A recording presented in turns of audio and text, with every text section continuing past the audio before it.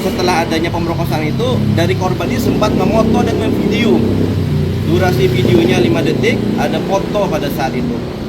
Terima kasih, kami hari ini dari tim advokasi untuk Juwita atau AUK Juwita melakukan pendampingan terhadap dua orang keluarga korban seperti itu, dari kakak dan kakak iparnya. Jadi ini merupakan pemeriksaan lanjutan yang sebelumnya yang di tanggal 29 Maret 2025, lalu di tanggal hari ini tanggal 2 April dilakukan pemeriksaan ulang. Total pertanyaan tadi dari penyidik ada sekitar 32 pertanyaan untuk kakak ipar, untuk kakak kandungnya ada sekitar 31 pertanyaan seperti itu. Jadi itu yang memang tadi dilakukan di dalam pemeriksaan. Yang jelas fakta terbaru yang kami dapat tadi setidaknya berkaitan dengan kronologis awal. Jadi kronologis awalnya adalah Juwita ini kenal dengan tersangka. Nah ini juga yang kami sampaikan adalah hari ini dari yang sebelumnya terduga J ini sudah tersangka per tanggal 29 Maret kemarin sudah tersangka dan dilakukan penahanan selama 20 hari oleh penyidik Komil seperti itu. Jadi sudah tersangka. Jadi dipastikan sudah tersangka oleh penyidik seperti itu dan sudah ditahan di sini. Tadi ada berita acara penyitaan juga, ada sekitar 14 alat bukti yang disita. Dari ini kan ada mobil, ada motor, mobil memang mempunyai rental, terus ada beberapa yang lain. Terakhir temuan dari penyidik juga mendapatkan kaca anti gores. Dari handphone korban juga didapatkan, jadi kan alat bukti juga. Jadi sudah digital, jadi kami diperlihatkan kepada kami satu persatu dan ada berita acara penyitaan.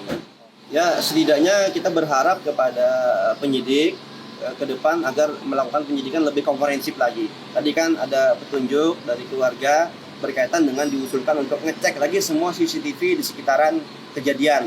Dari rute berangkat, start, menitipkan motor, terus di mana TKP seperti itu.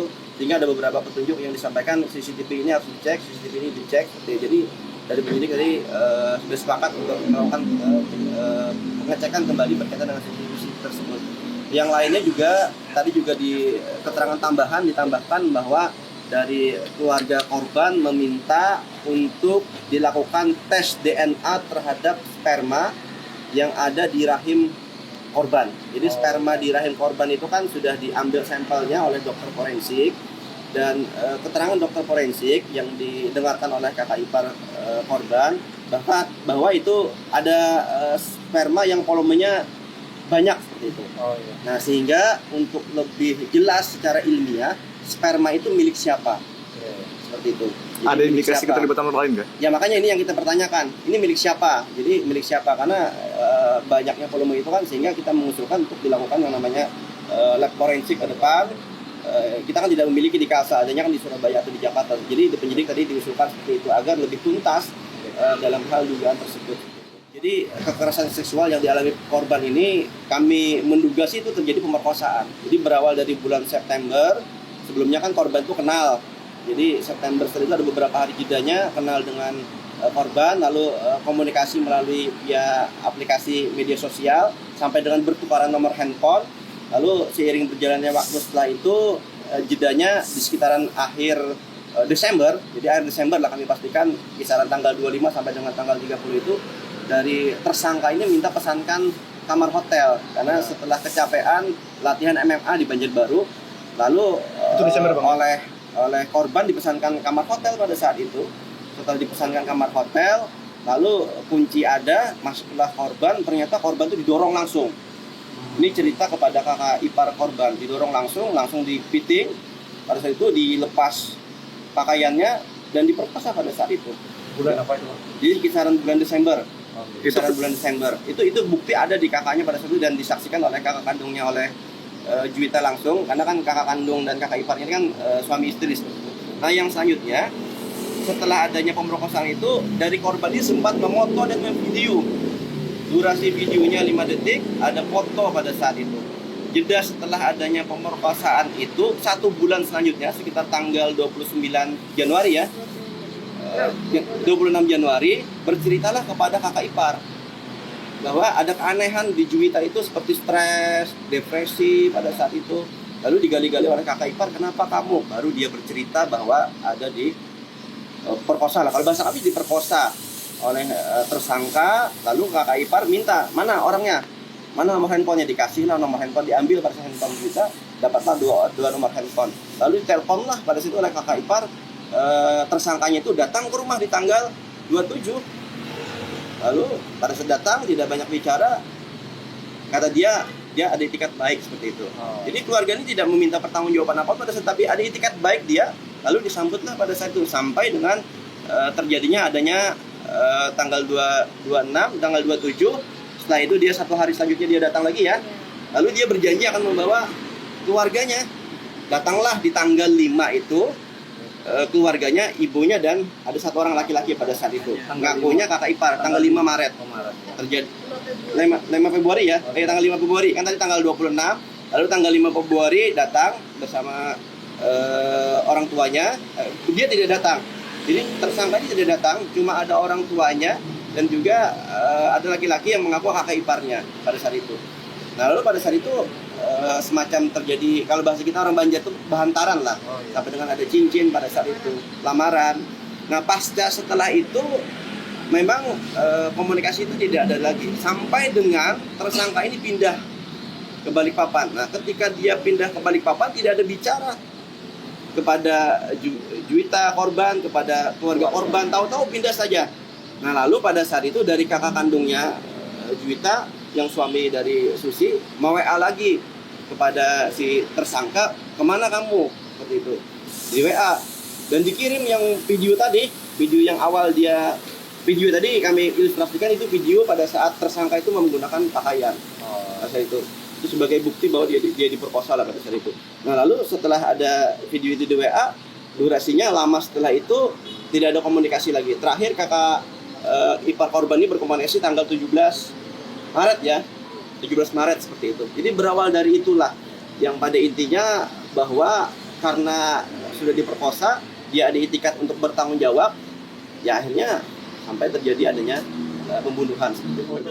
Ada bertemu langsung nggak korban dengan tersangka ini? Setelah itu kami tidak mengetahui secara detail karena itu dengan korban kan. Yang kami ketahui, kami bisa gali fakta itu ketika dia sudah bercerita kepada kakak ipar. Jadi cuma itu yang kami gali, kami lihat timelinenya, jamnya, bukti WA dalam hal itu sampai dengan terjadinya di tanggal 22 Maret 2025 adanya pembunuhan itu.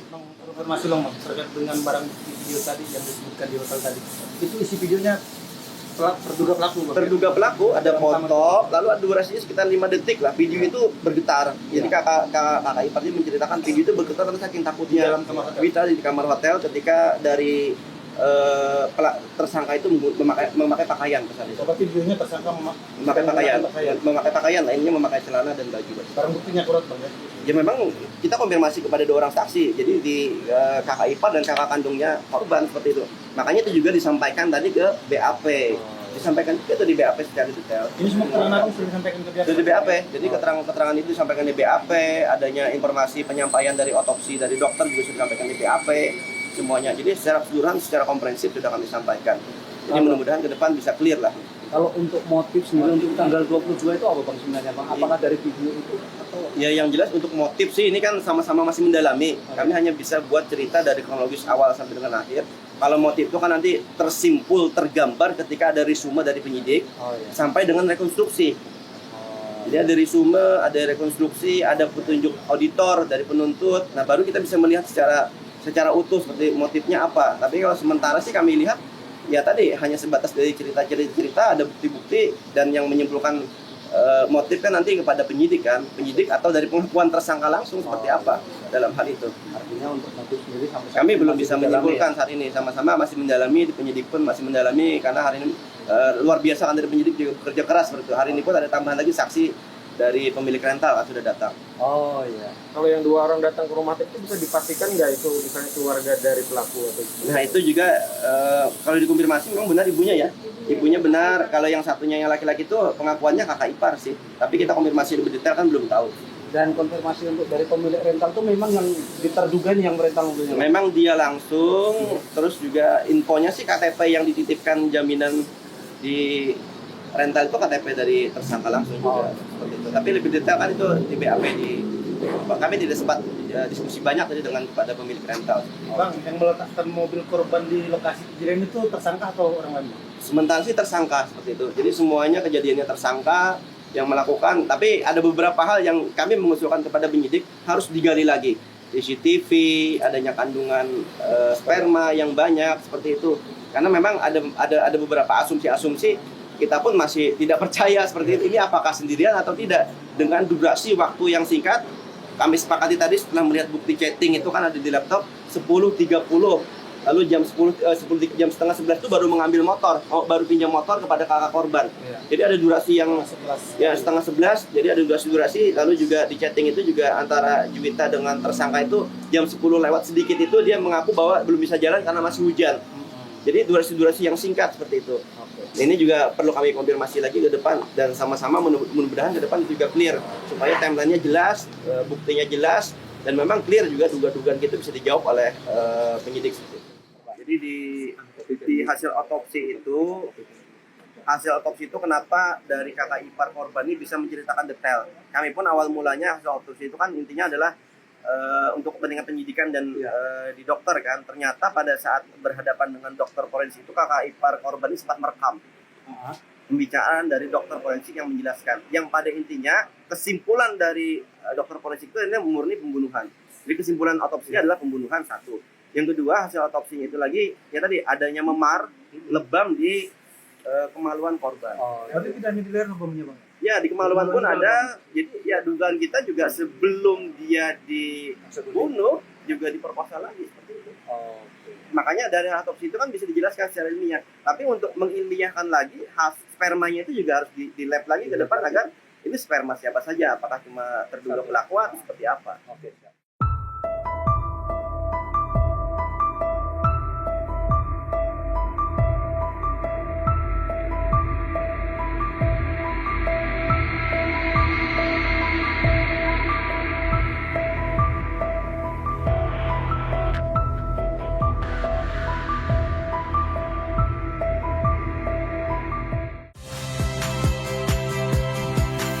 Saya Ihsan Sitorus.